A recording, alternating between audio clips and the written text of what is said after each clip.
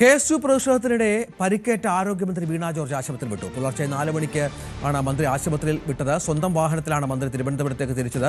Thiruvananthapuram medical കോളേജിൽ ചികിത്സ തേടും. റെയിൽവേ സ്റ്റേഷനിലെ ക്യാമറ ദൃശ്യങ്ങൾ അന്വേഷണ സംഘം RPF-നോട് ആവശ്യപ്പെട്ടിട്ടുണ്ട്. അതേസമയം മന്ത്രിയുടെ മൊഴിയെടുക്കാൻ അന്വേഷണ സംഘം ഇന്ന് വീണ്ടും അനുമതി തേടും. KV ബൈജുവും VV വിനോദമുണ്ട്. ബൈജു, ഇന്നലെ രാത്രി ഒരു മെഡിക്കൽ ബോർഡ് യോഗം ചേർന്നിരുന്നു. അതിനുശേഷമാണ് മന്ത്രി ഡിസ്ചാർജ് വാങ്ങാൻ തീരുമാനിച്ചിരിക്കുന്നത്. മറ്റു വിവരങ്ങൾ എന്തൊക്കെയാണ്?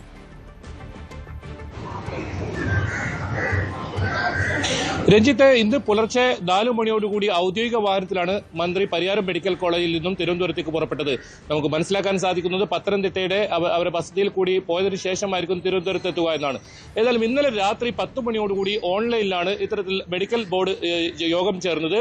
അതിനുശേഷം മന്ത്രിക്ക് ഡിസ്ചാർജ് വേണമെങ്കിൽ ചെയ്യാം എന്ന തരത്തിൽ ഒരു തീരുമാനം ഉണ്ടാവുകയായിരുന്നു.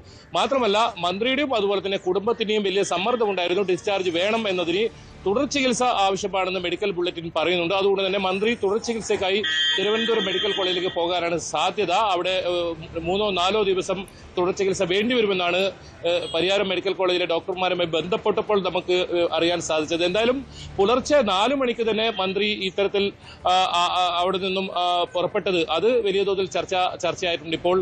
കാരണം KSU ഉൾപ്പെടെ കോൺഗ്രസ് ഉൾപ്പെടെ ഇപ്പോൾ പറയുന്നത് മന്ത്രി അത്തരത്തിൽ സുഖവാസ്ത്രി പരിയാരം മെഡിക്കൽ കോളേജിൽ പോയതാണെന്ന തരത്തിലൊക്കെ വലിയ തോതിലുള്ള ആക്ഷേപമൊക്കെ ഉന്നയിക്കുന്ന സാഹചര്യമൊക്കെ ഉണ്ടായിരുന്നു. അത് മാത്രമല്ല, ഈ നേഴ്സും ഒത്ത് ഒരു ഫോട്ടോ പുറത്തുവിട്ട ഒരു സംഭവം അതിലും വലിയ ചർച്ചയായിട്ടുണ്ട്. ഇപ്പോൾ അതിൽ ഈ നേഴ്സിന്റെ പ്രതികരണവും വന്നിട്ടുണ്ട്. അത് ഇത്ര ക്രൂരത പാടില്ല തന്നോട് എന്നും മന്ത്രിയോടുള്ള അടുപ്പം കൊണ്ടും മാത്രമല്ല മന്ത്രി വലിയ മാനസിക സമ്മർദ്ദത്തിലായിരുന്നു, അവരെ സന്തോഷത്തിലാക്കാനാണ് അത്തരത്തിലുള്ള ഫോട്ടോകളൊക്കെ എടുത്തെന്നും പറഞ്ഞുകൊണ്ട് അവരുടെ ഒരു ഫേസ്ബുക്ക് കുറിപ്പൊക്കെ വന്നൊരു സാഹചര്യം കൂടിയിട്ട്. ഏതായാലും ഈ മന്ത്രി വീണ ജോർജിനെ പ്രതിഷേധവും അതിനെ തുടർന്നുണ്ടായ അക്രമവും അറസ്റ്റും ഒക്കെ ശേഷം വിവാദങ്ങൾ അവസാനിക്കുന്നില്ല എന്ന് തന്നെ പറയണം. ഇതിനിടയിൽ വളരെ പ്രധാനപ്പെട്ടത് ഈ CCTV ദൃശ്യങ്ങളാണ്. അത് റെയിൽവേ പോലീസ് ഇപ്പോൾ ശേഖരിക്കാനുള്ള നടപടികൾ ആരംഭിച്ചിട്ടുണ്ട്. ഇന്ന് ആ ദൃശ്യം ഇവർ ലഭിക്കുമെന്നാണ് മനസ്സിലാക്കാൻ സാധിക്കുന്നത്. അത് കോടതി മുഖാന്തരം ഷീൽഡ് കവറിൽ വാങ്ങാനാണ് ഇപ്പോൾ റെയിൽവേ പോലീസ് തീരുമാനിച്ചിട്ടുള്ളത്. ഒരു പക്ഷേ ആ ദൃശ്യങ്ങൾ പുറത്തു പോകാതിരിക്കാനായിരിക്കാം അത്തരം തീരുമാനമെന്ന് മനസ്സിലാക്കുന്നു. എന്തായാലും അത്തരത്തിലുള്ള നീക്കങ്ങളും ഒരു ഭാഗത്ത് നടക്കുന്നുണ്ട്. ഇതുവരെ മന്ത്രിയെ നേരിട്ട് ആക്രമിക്കുന്ന തരത്തിലുള്ള ദൃശ്യങ്ങളൊന്നും തന്നെ പുറത്തു വന്നിട്ടില്ല. ആ സാഹചര്യത്തിൽ വളരെ നിർണായകമായിരിക്കും ഈ റെയിൽവേ സ്റ്റേഷനിലുള്ള CCTV-യിലെ ദൃശ്യങ്ങൾ.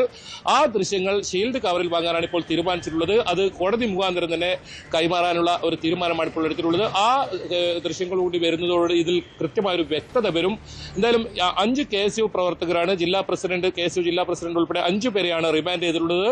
അവരുടെ ഇന്ന് ജാമ്യ ഹർജി ഇന്ന് ജുഡീഷ്യൽ ഫസ്റ്റ് ക്ലാസ് കോടതിയിൽ ഇന്ന് കണ്ണൂർ സമർപ്പിക്കുന്നുണ്ട്.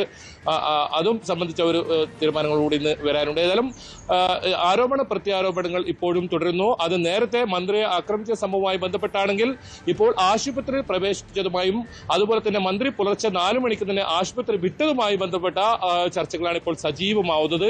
ഏതായാലും ഈ ചർച്ച അവസാനിക്കുന്നില്ല. തുടർ ചർച്ചകൾ ഇത്തരത്തിൽ നടന്നുകൊണ്ടേയിരിക്കുന്നു. അത് ആരോപണങ്ങൾ ഒരു ഭാഗത്ത് വരുമ്പോൾ പ്രത്യാരോപണങ്ങളായി മറുഭാഗത്തു നിന്നും അതിനുള്ള വിശദീകരണം വരുന്ന സാഹചര്യമാണ്. എന്തായാലും മന്ത്രി വീണ ജോർജ് പുലർച്ചെ 4 മണിക്ക് തന്നെ പരിയാരം മെഡിക്കൽ കോളേജിൽ നിന്നും ആശുപത്രി വിട്ടിട്ടുണ്ട്. ഔദ്യോഗിക വാഹനത്തിലാണ് മന്ത്രി ഇവിടെ നിന്നും പുറപ്പോയത്.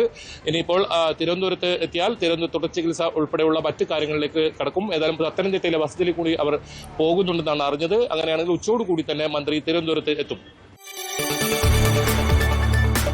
കൂടുതൽ വാർത്തകൾക്ക് News 18 Keralam YouTube channel subscribe ചെയ്യുക.